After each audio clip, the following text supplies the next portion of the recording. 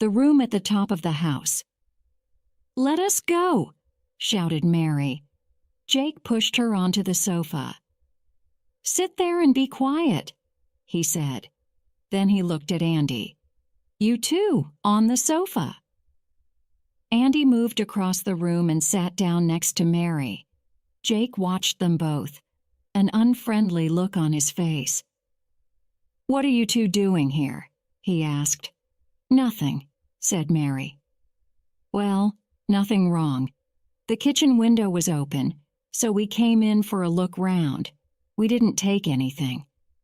Jake looked at Oz. "The window's never open," said Oz. "We need to ask the boss what to do with them." "Yes," agreed Jake. "We're on our way to see him anyway, so let's leave these two here for a few hours to think about how stupid they've been." He looked at Mary and Andy. "Right," said Oz. "Upstairs." "Come on," said Jake. "Move." Andy and Mary stood up. Andy put a hand in his pocket and felt his phone. "We're going to be okay," he thought.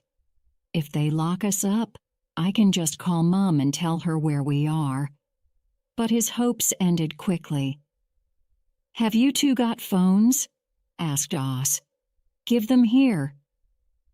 Mary and Andy passed their phones to Oz. He threw them on the bed. "Upstairs," said Jake. Mary and Andy started walking up the stairs, Jake and Oz behind them. "Your English is funny," said Andy. Jake laughed. "It's your English that's funny," he said. "Where are you from? Britain?" "Yes," said Andy. "And where are you from?" "None of your business," said Oz. The house was very tall. Upstairs was 3 floors up, a small bedroom on the 4th floor at the front of the house. There was a small bed, a chair and table, and a lamp. Out of the window you could see the canal a long way below. "In here," said Jake. He walked over and tried the window.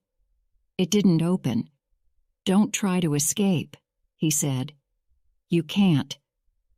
He shut the door, and they heard the key in the lock. Andy turned to Mary. He was about to say something, but didn't.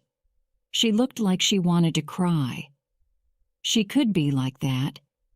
Fine until they really got into trouble, and then she just fell to pieces and started crying. That's when he had to help her. "I'm sorry," said Mary. "It was a mistake coming in here.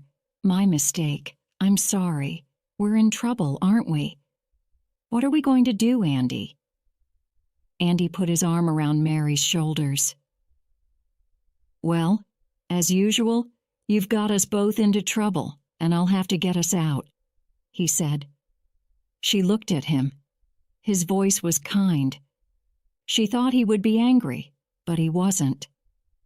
"The most important thing is to get out of this room before those men come back," Andy said. "First, let's have a look at the window." Andy walked over and looked at it very carefully. He tried it, but it really didn't open. He looked at the glass and then looked down at the street below. "We could break the glass and then shout for help," he said. "But this street isn't very busy, and I don't think that anyone will hear us." Mary was still sitting on the bed, looking unhappy. Andy walked across the room and started looking at the door. He looked all round it, and then he looked at the lock. Mary watched him. "They've left the key in the lock on the other side, you know," said Andy. "Maybe we can push it out onto the floor and pull it through this side. I read something like that in a book once." He started to take off his t-shirt. "I'll try to get this under the door to catch the key when it falls out," he said to Mary. "See if you can find something to push the key out with." Mary started looking round the room. Andy got down and began pushing his t-shirt under the door. "What about this?" asked Mary. In her hand was a pen. It was under the bed. Andy looked at the lock and tried to push the pen into it. "It's too big," he said. He started to give it back to Mary, but then he had another idea. Quickly, he took the pen to pieces. The inside of the pen was much smaller. "That's better," he said. On his knees by the door, he pushed the inside of the pen into the lock. Carefully and slowly, he pushed at the key. After a couple of minutes, there was a soft noise as the key fell out of the lock onto Andy's t-shirt. "All we have to do now is get it under the door," he said. Andy got down on his hands and knees so he could see under the door. Little by little, he pulled his t-shirt through from the other side. He had to keep the key on the t-shirt. Mary watched, her lip between her teeth. For one terrible moment, Andy thought the key was too big to get under the door, but then it came through. Quickly, he put it in the lock and opened the door. Mary put her arms round him and gave him a kiss on the cheek. "Thank you," she said. "You're wonderful." Yeah, said Andy and pushed her away. "Come on, let's get out of here." They ran down the stairs, Andy pulling on his t-shirt on the way. At the bottom of the stairs, Andy stopped.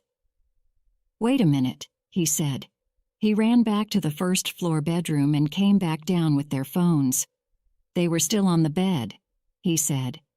He gave Mary hers and put his in his pocket. "Shall we go out through the front door?" he asked. "Yes," said Mary. "And let's find that police inspector again." Chapter 6. Compier doesn't want to know. Half an hour later, Mary and Andy were back at the police station on Bierstraat. They were arguing with the police officer at the front desk. "We need to see Inspector Compier," said Mary. "You've seen her once already today, haven't you?" asked the officer. "Yes," replied Andy, "but we have some important new information. We need to see her again." "Well," said the officer, looking up at a clock on the wall and then back at Mary and Andy. "She's a busy woman. I don't think she'll want to see you again." "But you don't understand," began Mary.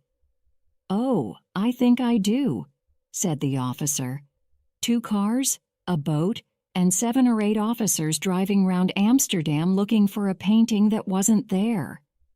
He put both his elbows on the desk and rested his chin on his hands. "Believe me," he said, "she doesn't want to see you again today." Andy and Mary looked at each other. What could they do? To their right was the door that went through to the police offices. Perhaps they could just go through and try to find her. But there was a lock on the door, and you needed to know the correct number to put into the lock before you could open the door. "Why don't you two just enjoy your holiday in Amsterdam?" said the officer. "Leave the detective work to us, okay?" Just then, the door to the offices opened and Inspector Compier walked out. "Inspector! Inspector!" Andy and Mary ran towards her. Compier held up a hand to stop them. "Wait," she said. "Just a minute. Slow down." Andy and Mary stopped in front of her. "Now," said the inspector, "what are you doing back here?" Quickly, Mary started to tell her about going back to the house on the Lijnbaansgracht, about finding the painting, and about Jake and Oz. Compier listened, but it was difficult to know from her face if she was interested or not. The desk officer listened and watched, but halfway through the story he had to answer his phone. He spoke into it for a minute or two, and then called over to Compier. "Inspector, I think you should talk to this person." Compier went to the desk and took the phone. "Yes?" She listened for a while and then spoke. She spoke mainly Dutch, but she used a few English words too. Mary heard a lot of Dutch people speaking like this. Sometimes they used a French word or two as well. The conversation continued. Mary and Andy looked at each other. "I don't think she believes us," said Mary. "No," agreed Andy. Finally, Compier said something in Dutch. Then back in English she said, "Look, I have to go. Call me on my mobile. It's 06357633957. Got that? 06-357-6-3957. She put the phone down and started talking to the desk officer. Out of the corner of her eye, Mary saw Andy take his phone out of his trouser pocket and do something with it. Then he put it away again. Compier turned back to the teenagers. "Look," she said, "I'm sorry, but I'm really busy. I don't have time to listen to your story right now. Just tell Officer Kuipers here everything, and he can tell me when I get back." She looked at Kuipers.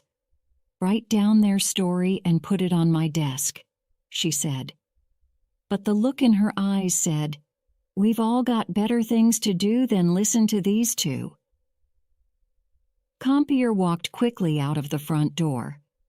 The desk officer turned round to take a piece of paper from the shelf behind him, but when he turned back, Andy and Mary were no longer there. He smiled to himself and put the paper back. Out on the street, Andy was angry. "It's so stupid," he said. "We know who the robbers are. We go to tell the police, and they don't want to listen. How stupid is that?" Mary put a hand on his arm. "Come on, Andy," she said. "Let's go and find Mom. She'll listen to us and she'll know what to do." "Do we know where she is?" asked Andy. "Yes," said Mary. "She said she was at Peter van Noordwijk's office today. It's on the Keizergracht. Can we find that?" "Yes," said Andy. "It's on the way back to the hotel. Come on, let's go."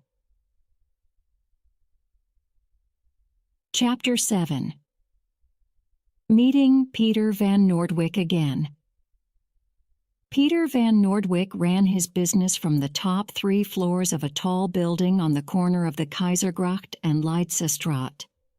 Mary and Andy arrived there soon after 4 o'clock. They went through some tall double doors on the ground floor and found themselves in a large open area.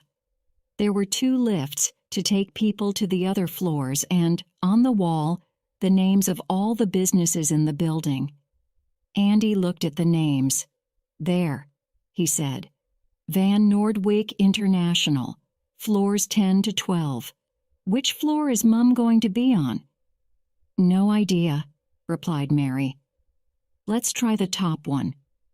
"Okay." Andy called the lift, and they stood between the doors, waiting for one of them to open. They heard the noise of a lift coming down. Then the doors on the left opened. Out of the lift came Jake and Oz. Andy's mouth fell open. Mary put out a hand to pull Andy away so they could run and escape from the men, but she wasn't quick enough. Oz took Andy's arm and pushed it up behind his back. Jake took Mary's arm in his large hand. Mary pushed and pulled at Jake's hand, but she could not get away. "How did you get out of that room? What are you doing here?" asked Jake. "Let me go," said Mary, trying to fight with him. "Let's take them upstairs quick," said Oz to Jake, "before someone sees us." "Right," said Jake. The lift doors were still open, so the men pushed Mary and Andy into the lift. "We were just coming to get you," said Oz. "But now the boss will meet you sooner than he thinks." "Good," said Mary, "because we haven't taken anything and we haven't done anything wrong, so you won't need to keep us." "If they think we know nothing," Mary thought to herself, We can probably get out of this. But if they think we know about the painting, we've got a big problem." She looked at Andy and hoped that he understood this. But Andy was just looking at the lift doors, hands in his pockets, his eyes half closed in thought.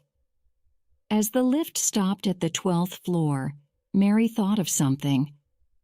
"Who is your boss?" she asked.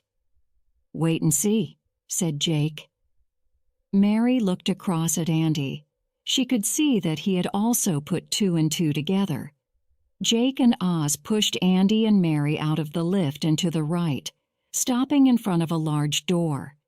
Jake opened the door and pushed the teenagers into the room. "Sorry to come in like this, sir," said Jake, "but we found these 2 downstairs." They were on the ground floor waiting for the lift. Mary and Andy looked round the room. It was a large office. There were windows on 2 sides, looking out over the rooftops of Amsterdam and down on the tall, thin houses across the canal. There was a large desk in the middle of the room with papers on it, and behind the desk sat Peter Van Nordwyck. "Ah," said the man behind the desk, putting down a pen and sitting back. "Andy and Mary. I thought it was probably you 2 when Jake described the 2 teenagers to me." He looked at Andy. "There can't be many tall, red-haired English boys running round Amsterdam." Mary looked round at the door, but Jake and Oz were standing in front of it. She looked back at the man behind the desk. She had to make him think they knew nothing. "Well, you can just let us go," she said, "because we haven't done anything wrong." Van Nordwyck laughed. Just then, Andy took his hands out of his pockets and spoke to Van Nordwyck. "Mr. Van Nordwyck," he said, "or Peter, as you asked us to call you last night." Van Nordwyck turned to Andy with a questioning look. "I just don't understand it," said Andy. "I mean, you're a rich man. You've got a new house, nice offices here on the Kaisergracht. Why do you want to—" "Andy," said Mary quickly. "He mustn't tell Van Nordwyck about the painting." "Shh, Mary," said Andy, but he was still looking at Van Nordwyck. "Leave this to me." "What are you talking about?" asked Van Nordwyck, an unfriendly smile on his face. "We've already been to the police," said Andy. "They know everything. About the painting from the Rijksmuseum, the house on the Lijnbaansgracht, you, everything." Van Nordwyck smiled again, but his eyes were cold. "I think not," he said. "I had a conversation with your mother when she arrived after lunch today. The police went to the house on the Lijnbaansgracht and found nothing. If they go back there, they will still find nothing, because the painting is here now. They know nothing about me, because you didn't find out who I was until you were stupid enough to come here." He sat back in his chair. "At the moment," he said, "none of the information you have given them has been of any help at all. But sometime next week, next month maybe, they could decide to believe you, and that could be a problem for me." He looked round the room at everyone, thinking. Then he stood up. "Right, you wanted to go out in my boat at the weekend. Well, I think we can do better than that. We 11 go out in it today." He turned to Oz. "Oz, bring the car to the front of the building." He looked at Jake. "Get Mrs. Lawson," he said. "She's in the library. Tell her that her children are here and want to talk to her. Then we'll go out to sea for a short time." Jake and Oz laughed and Mary's back went cold. Van Nordwyck was worried about what they knew. He couldn't allow them to talk to the police. But what did he mean? Why was he taking them out to sea? Did that really mean what she thought? But he couldn't. He couldn't do that, could he? Chapter 8. Catching the Robbers.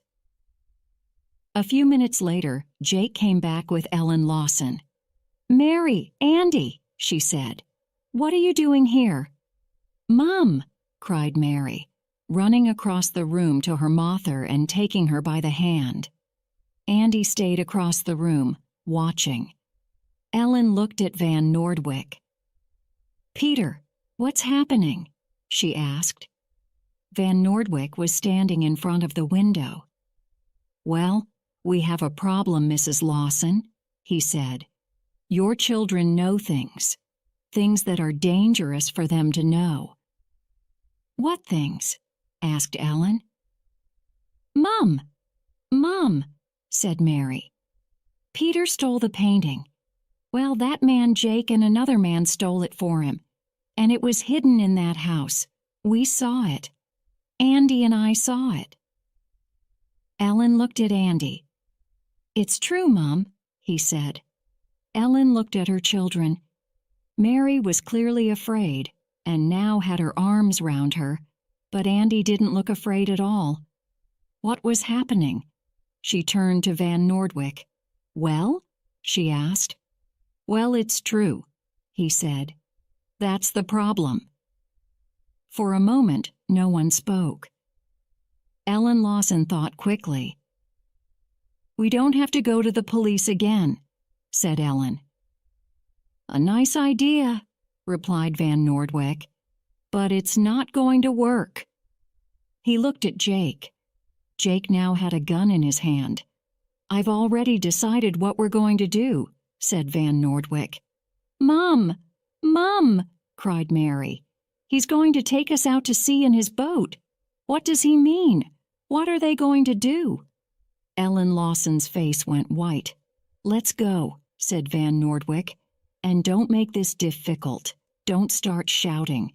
There's no one on this floor to hear you. Don't try to escape. Jake and I will be with you, and Oz will be waiting at the bottom when you get out of the lift. Don't do anything stupid." Jake opened the office door and waved his gun at the Lawsons. Andy came across the room. He took his mother's hand. "Don't worry, Mom," he said. "It'll be all right." Ellen Lawson looked at her son. Why wasn't he afraid? On the way down in the lift, Mary started to cry quietly. Andy put his hand on her arm. Then he looked Van Nordwyk right in the eye and smiled. A moment of worry passed across Van Nordwyk's face. But then the lift reached the ground floor and stopped. The doors opened. There was the sound of police officers taking out their guns. Then Compier shouted, "Put down your guns and put your hands in the air." Van Nordwyk was fast. His left arm went round Ellen Lawson's neck. His right hand put his gun to her head. Jake moved behind Andy, his arm across the front of Andy's body, and his gun pushed into Andy's back. "Shut the doors," said Van Nordwyk to Jake. "You can't," said Compier. "The engineer has stopped the lift working. Put down your guns. You can't get away. We have your driver and your car. And I have men on their way up to your offices to find the painting." Van Nordwyk looked at Jake and then back at Compier. "Don't make things worse than they are," said Compier. "Killing people is much worse than stealing a painting." Van Nordwyk looked back at Jake. His shoulders went down. "Okay," he said. He took his arm away from Ellen Lawson's neck and threw his gun on the floor. Jake did the same. Two police officers with guns moved slowly, watching Jake and Van Nordwyk carefully. They made the two men turn and put their hands against the wall while they checked their pockets. Van Nordwyk turned his head to look up at Compier. "How did you know?" he asked. Compier looked at Andy. Andy took his phone out of his pocket and waved it at Van Nordwyk. "The inspector was listening to all of our conversation," said Andy. "My phone was in my pocket. I called her while Jake and Oz were bringing us up in the lift." Then he very cleverly told me who you were and where your offices were, said Compier. But what I don't know is how he knew my mobile phone number. When we were at the police station this afternoon, you gave it to someone over the phone, replied Andy. I put it into my phone then. I just thought, perhaps I'll need it. The police officers finished checking Jake and Van Nordwick and pulled them to their feet. Compier looked at them, then at the officers. Okay, she said. Take these two and the other one down to Bierstraat and lock them up. I'll come to speak to them later. She turned back to the Lawsons. Mary was holding on to her mother again, but looking happier now. I don't know which is best, Mrs. Lawson, said Compier. To thank your children because they helped us catch 3 robbers, or to be angry with them because they put themselves, and you, in such great danger. Oh, you have to thank us, said Mary, because Mum's not going to. No, I don't think she is, said Compier. Not because of the danger, said Mary. No, asked Compier. No, said Andy. Because of us, she doesn't have a job anymore.